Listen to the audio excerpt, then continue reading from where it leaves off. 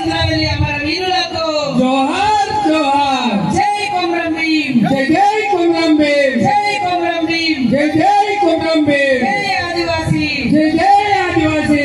ఆదివాసీ ఐక్యత, వర్ధిల్లాలి, ఆదివాసీ ఐక్యత. వర్ధిల్లాలి. ఈరోజు మరి ఇంద్రవెల్లి ఆదివాసీ అమరవీరుల యొక్క సంస్మరణ సభ ఆ పోరాటంలో భూమి కోసం ముక్తి కోసం మరి జరిగినటువంటి పోరాటంలో అమరులైనటువంటి ఆదివాసీ కుటుంబ సభ్యులకు, ఇక్కడికి వచ్చినటువంటి ఆదివాసీ బిడ్డలకు, ఆదివాసీ మద్దతుదారులకు, ఉద్యోగులకు, పత్రికా మీడియా సోదరులకు అందరికీ కూడా పేరు పేరున హృదయపూర్వక ఉద్యమాభివందనాలు తెలియజేస్తా ఉన్నాను.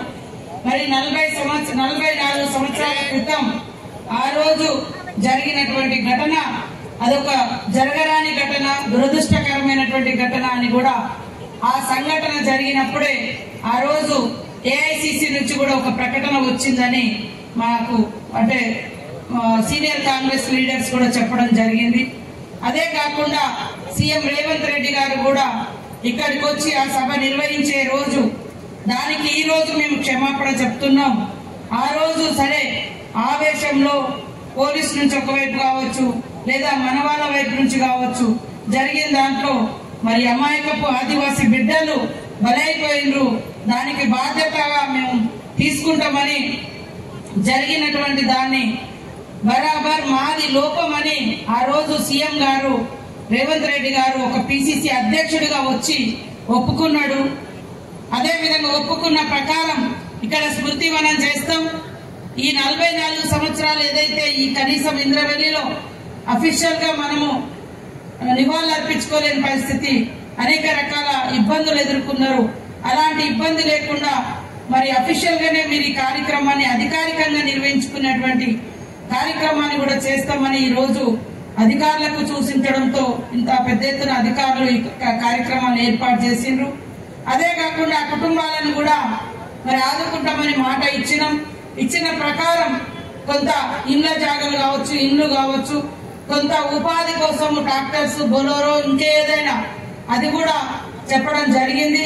ఇంకా వేగవంతం చేసి పిఓ గారు ఫాస్ట్ గా మిగతా వాళ్ళని కూడా వారికి అందజేయాలని కోరుకుంటూ, అదే కాకుండా మీ అందరి డిమాండ్ మరి ఇంకా చాలా మంది చనిపోయినటువంటి వాళ్ళ యొక్క వివరాలు మనకు బయటికి రాలేదని చెప్తా ఉన్నారు.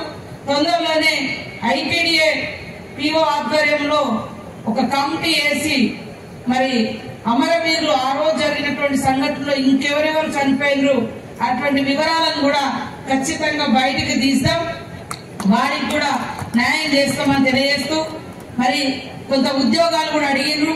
తప్పకుండా ఇప్పుడు గుర్తించినటువంటి వారి కుటుంబాలలో వాళ్ళ క్వాలిఫికేషన్స్ ఏమేమి ఉన్నాయి ఒకసారి పిఓ గారు, ఎమ్మెల్యే గారు ఆ లిస్ట్ ఇస్తే వీలైనంత వరకు ఐటీడీఏలో గాని, నా దగ్గరున్న మరి women and child department anganwadis లో గాని ఇతరత్ర గాని ఖచ్చితంగా ఉద్యోగ అవకాశాలు కల్పించేందుకు చొరవ తీసుకుంటామని తెలియజేయడం జరుగుతా ఉంది.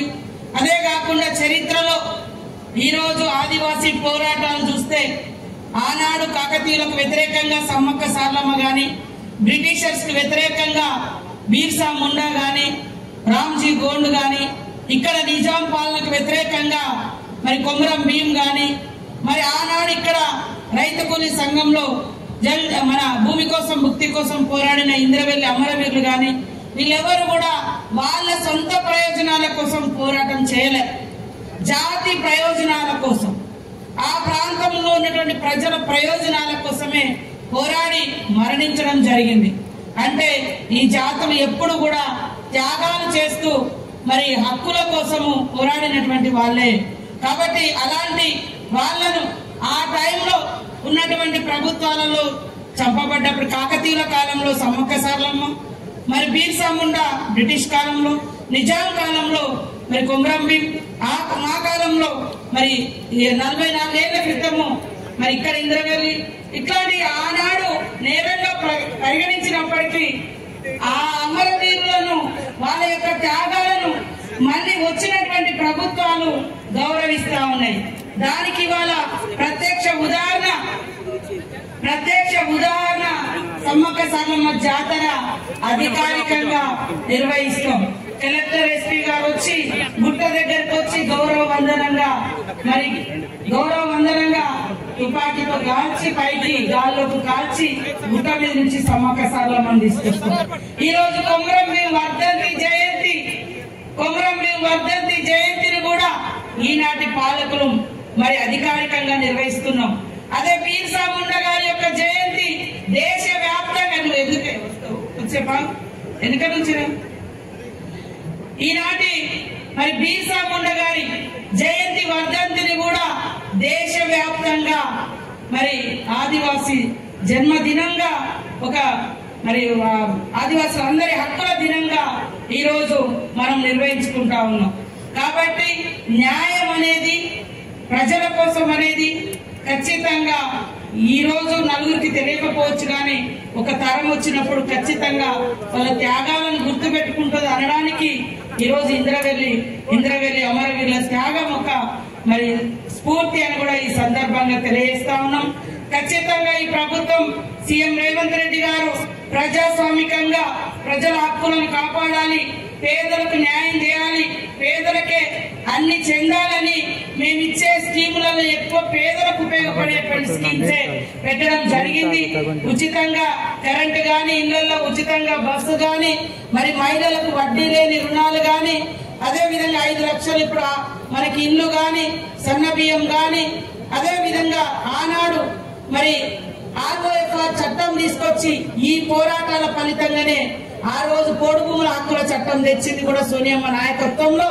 కొమరం భీం గారి యొక్క పోరాట స్ఫూర్తి, ఇంద్రవెల్లి అమరవీరుల యొక్క డిమాండ్స్ ఇవన్నీ కలగాల్సిన పోరాటాల ఫలితంగానే 70 ఏళ్ల తర్వాత పోడు భూముల మీద హక్కు చట్టం లాగొచ్చింది.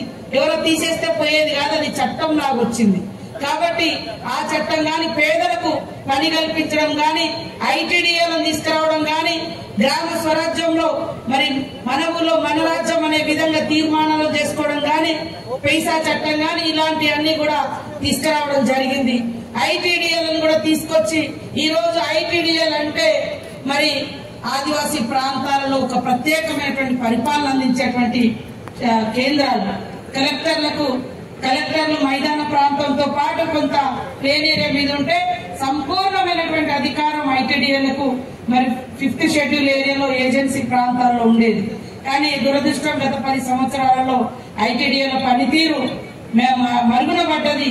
అందుకనే ముఖ్యమంత్రి గారు ఐటీడీఏలకు సపరేట్ గా ప్రతి సంవత్సరం కొంత నిధులు కేటాయిస్తున్నారు. ఇప్పుడు కొత్తగా ఊట్నూరు ఏటు నాగారానికి 15 కోట్లతోటి కొత్తగా ఐటీడీఏలు నిర్మిస్తా ఉన్నాం. ఈ 29 శాఖలను కూడా బలోపేతం చేస్తాం. ఈ 5-10 రోజులలోనే మరి ఐటీడీఏల సమావేశాలు కూడా నిర్వహించడం జరుగుతుంది. ఐటీడీఏ పీఓస్ కూడా మరి సిద్ధంగా ఉండాల్సినటువంటి అవసరం ఉంది. వాస్తవానికి మళ్ళొక్కసారి కూడా హైదరాబాద్ లెవెల్లో అందరం మరి గిరిజన ప్రజాప్రతినిధులు అందరం, ఆదివాసీ ప్రజాప్రతినిధులు అందరం కూడా ఒక మీటింగ్ ఏర్పాటు చేసుకొని సంపూర్ణంగా మనం ఎదుర్కొనేటువంటి సమస్యలకు పరిష్కారం అనేది చూస్తాం. మాకు తెలిసినంత వరకు మన ఊర్ల చుట్టూ వాగులు వంకలు ఉంటాయి, నీళ్లుంటాయి, వృధాగా పోతాయి. ఎండాకాలం వస్తే తాగడానికి నీళ్లు దొరకవు. కాబట్టి ఈ రోజు బోర్లు వేసినా, మిషన్ భగీరథ పైపులు వచ్చినా, ఏదొచ్చినా మన వాళ్లకు పంటకు గాని, పాడి పశువులకు గాని ఎప్పటికీ నీళ్లు నిల్వ ఉండాలంటే చెక్ డ్యాములు కూడా మనం ప్రపోజల్ చేయాలి.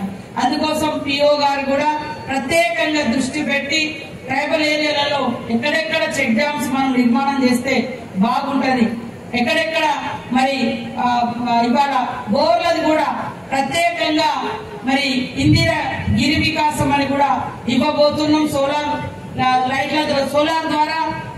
ద్వారా బోర్వెల్ వేసి ప్రతి రైతుకు ఇబ్బంది లేకుండా ఉచితంగా పంప్ సెట్లు, బోర్లు ఇవన్నీ కూడా ఇవ్వడం జరుగుతుందని ఈ సందర్భంగా తెలియజేస్తా ఉన్నాం. ఉద్యోగాలకు సంబంధించి వాస్తవానికి జీవో నెంబర్ 3 గత 4-5 ఏళ్ల కింద పోయిన తర్వాత ఉద్యోగాలు రానటువంటి పరిస్థితి ఉంది. దానికోసం కూడా ఒక కమిటీ లాగా వేసుకొని దాని మీద కూడా కొంతమంది మేధావులకు చెప్పడం జరిగింది. దీనికి బదులుగా ఏం తీసుకొస్తే, ఎట్లా తీసుకొస్తే కొంత ఉపాధి ఇవ్వగలుగుతాము అని దాన్ని కూడా మరి స్టడీ చేయండి అని హైదరాబాద్ లో ఉన్నటువంటి మన ఆదివాసీ మేధావులకు చెప్పడం జరిగింది. అదే విధంగా ఇక్కడ మనం ఆ రోజు పోరాటం చేసిన దాంట్లో ప్రధానంగా వడ్డీ వ్యాపారస్తుల దోపిడీ, చౌకార్ల దోపిడీ కూడా ఉన్నది. దాని నుంచి విముక్తి చేయడం కోసం మరి 30 ఏళ్ల క్రితమే ఆనాడు కాంగ్రెస్ ప్రభుత్వం కావచ్చు, ఇంకొక ప్రభుత్వం కావచ్చు, మరి మహిళా సంఘాలను పెట్టి 10 రూపాయలను జమ చేసుకొని, మీరు 10 రూపాయలు జమ చేసుకుంటే మీకు 10,000 అదనంగా రివాల్వింగ్ ఫండ్ ఇచ్చి మహిళా సంఘాలను తయారు చేసింది. ఈ రోజు మహిళా సంఘాలకు ఎలాంటి వడ్డీ లేకుండా మరి వేల కోట్ల రూపాయలు ఇప్పటికి రాష్ట్ర వ్యాప్తంగా 23,000 కోట్ల రూపాయలు మరి వడ్డీ లేని రుణాలు ఇచ్చినాం. ఆ వడ్డీ మీరెవరైతే బ్యాంకు కట్టింటే ఆ డబ్బును కూడా ఇస్తున్నాం. నిన్న నిర్మల్లో 22 కోట్ల రూపాయలు వాళ్లకు వడ్డీ డబ్బులు వాపస్ ఇచ్చినాం. వాళ్ళు బ్యాంకు కట్టిన డబ్బులను గవర్నమెంట్ మళ్ళీ వాపస్ ఇచ్చేసింది ఏది మన మహిళా సంఘాలకు. ఇప్పుడు ఈ మహిళా సంఘాల సంబంధించి మినిస్టర్ గా నేనే ఉన్నా. మరి దివ్యా దేవరాజన్ ఇక్కడ కలెక్టర్ గా పనిచేసింది. ఆమె ఒక సృష్టికర్తగా మిగిలిపోయింది. ఏంది మన ఇప్ప పువ్వును లడ్డుగా తయారు చేసి మార్కెటింగ్. ఈ రోజు పిఎం మోడీ గారు ప్రధానమంత్రి కూడా ఆదిలాబాద్ జిల్లాలో ఆదివాసీ మహిళలు ఇప్ప పువ్వు లడ్డు చేస్తున్నారు అని ప్రశంసించడం జరిగింది. ఇప్ప పువ్వు లడ్డు గతంలో తినాలంటే ఎవరు తినేటోళ్ళు కాదు. కానీ ఇప్పుడు మేము బడికి పోయినాం ఇక్కడ స్కూల్ కు. మరి ఖుష్బు గారు అక్కడ స్కూల్లో ఇప్పిస్తా ఉంది. పిల్లలకు అంతకుముందు రక్తం తక్కువ ఉండేది. ఇది తిన్న తర్వాత లడ్డు తింటుంటే బ్లడ్ ఎక్కువ, అంటే ఐరన్ ఎక్కువ వచ్చింది, బ్లడ్ రక్తం ఎక్కువ వచ్చింది, బలం ఎక్కువ వచ్చింది వాళ్ళకు. సో దాన్ని ఎప్పుడు కూడా మనం అశ్రద్ధ చేయొద్దు. మన తిండిని మనం పక్క పెడుతున్నాం, ఎక్కడో పోయి రోడ్ల మీద కొనుక్కొని తింటున్నాం. అవన్నీ రకరకాల రోగాలు వస్తున్నాయి. కాబట్టి మహిళా సంఘాలకు కూడా వడ్డీ లేని రుణాలు ఇస్తున్నాం. ప్రతి మహిళ 15 సంవత్సరాలు దాటితే మహిళా సంఘంలో చేరండి. వాళ్ళకి ఏ అవసరం ఉన్నా కూడా మనం ఒక భరోసా ఇస్తాం. అదే ఒకప్పుడు వడ్డీలకు వడ్డీ, చక్రవడ్డీలు కట్టలేక ఉన్న భూములన్నీ కూడా తాకట్టు పెట్టుకున్నాం. కానీ ఈ రోజు అవసరం లేదు. మహిళా సంఘం ఒక భరోసా. మన ఆదివాసీ బిడ్డలు కూడా ప్రతి ఒక్కరూ మహిళా సంఘాలలో 60 ఏళ్లు దాటిన వాళ్ళు కూడా చేరండి. ఏదన్నా అవసరం ఉంటే వడ్డీ వ్యాపారస్తుల దగ్గరికి పోవాల్సిన అవసరం ఉండదు. మనం బ్యాంకుల ద్వారా వడ్డీ లేకుండా మీకు రుణాలు వస్తున్నాయి కాబట్టి దాన్ని మీరు ఏదన్నా పిల్లలకు బాగు కోసమో, లేదా వ్యాపారాల కోసమో, చిన్న దుకాణాల కోసమో, లేదా వ్యవసాయం మీద పెట్టుబడి కోసమో వాడుకోవచ్చని తెలియజేస్తా ఉన్నాను. అదే విధంగా రాజు యువ వికాసం కింద కూడా 4 లక్షల వరకు మరి నిరుద్యోగ యువకులకు ఉపాధి కోసం కూడా ఇవ్వడం జరుగుతా ఉంది. ఇదన్నీ కూడా దృష్టిలో పెట్టుకోండి. ఖచ్చితంగా తొందరలోనే భూములకు సంబంధించి మీరు ఏదైతే సాగు చేస్తున్న భూముల విషయంలో వాటికి కూడా సర్వే జరిగిన వాటిని పట్టాలు ఇవ్వడం, సర్వే జరిగినటువంటి వాటిని మళ్ళీ సర్వే చేయించి పట్టా హక్కులు కల్పించడం అనేది మా బాధ్యత అని కూడా ఈ సందర్భంగా తెలియజేస్తూ, ఎవరు కూడా దయచేసి కొత్తగా జంగలు కొట్టకుండా ఉన్నదాన్ని దున్నుకోండి. దాంట్లో 2 పంటలు వచ్చే విధంగా ఇప్పుడు మేము వేసే బోర్వెల్ సిస్టమ్ మీకు ఉపయోగపడుతుంది. ఎండాకాలం, వర్షాకాలం 2 పంటలు వస్తాయి. కాబట్టి ఫారెస్ట్ అధికారులు కూడా సంవేదనతో ఉండాలి. అదే విధంగా ఐటీడీఏ అధికారులతో ఫారెస్ట్ అధికారులు, కలెక్టర్ ముగ్గురు ఒక యూనిటీగా ఉండి గ్రామాలలో అవేర్నెస్ తీసుకొచ్చడం, లేదా వాళ్ళదే అయితే వాళ్ళకి వదిలేయడం. ఆల్రెడీ ఎప్పుడో 30 ఏళ్ళ నుంచి 20 ఏళ్ళ నుంచి సాగులో ఉన్నదాన్ని పోయి మొక్కలు పెట్టడం అన్యాయం. కాబట్టి అవన్నీ కూడా మానుకొని ప్రజలతో మంచిగుండి ప్రజలకు అవేర్నెస్ ఇవ్వాల్సిన అవసరం ఉంది. ఈ రోజు మరి ఇక్కడికి వచ్చినటువంటి అధికారులకు, అనధికారులకు, మరి ఉద్యోగులకు, మరియు ఉద్యమకారులకు, ప్రజాప్రతినిధులకు, మా మహిళలకు అందరికీ కూడా పేరు పేరున హృదయపూర్వక ధన్యవాదాలు తెలియజేస్తా ఉన్నాము. ఈ యొక్క ఇంద్రవెల్లి స్మృతి వనాన్ని కూడా మరి మాక్సిమం ఆగస్టు 9 నాడు ఓపెనింగ్ అయ్యే విధంగా కృషి చేయాలని స్థానిక ఎమ్మెల్యే గారికి, బొజ్జు గారికి, పిఓ గారికి కూడా తెలియజేస్తా ఉన్నాం. అదే విధంగా ఖచ్చితంగా ఒక సర్చింగ్ కమిటీ వేసి ఆ గతంలో చనిపోయినటువంటి మరి ఆదివాసీ అమరవీరుల యొక్క వివరాలన్నీ కూడా తీస్తాం. కొంతమంది మన వాళ్ళు వాళ్ళ ఫోటోలు కూడా పెట్టమన్నారు. ఖచ్చితంగా వాళ్ళ ఫోటోలు కూడా స్తూపం మీదనా లేదా ఇక్కడ ఏమన్నా ఇంకా సపరేట్ గా పెట్టడమా అనేది ఒకసారి మనం అందరం డిస్కషన్ చేసుకొని అది కూడా ఏర్పాటు చేద్దామని తెలియజేస్తూ, మరి పెద్ద ఎత్తున ఇక్కడికి తరలి వచ్చినటువంటి ఆదివాసీ కుటుంబ సభ్యులకు ఆదివాసేతర సోదరులకు అందరికీ కూడా పేరు పేరున ఉద్యమ అభివందనాలు, నమస్కారాలు, ధన్యవాదాలు తెలియజేస్తూ